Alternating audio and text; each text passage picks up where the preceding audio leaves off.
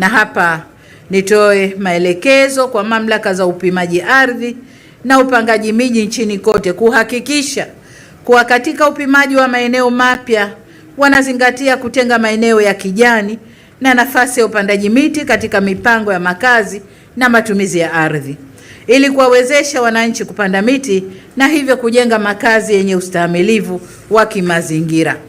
Ninapohitimisha, ndugu wananchi,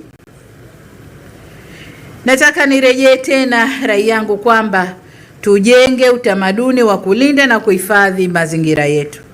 na zaidi tuurithishe utamaduni huu kwa watoto wetu.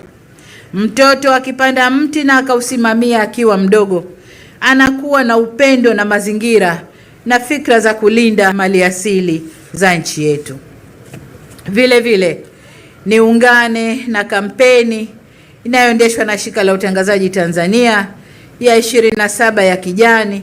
kwa kutoa wito kwa wananchi, taasisi na wadau wote wa mazingira kupanda angalau mti mmoja nyumbani, shuleni, kazini au kwenye maeneo ya jamii na kuhakikisha miti hiyo inatunzwa mpaka ikue.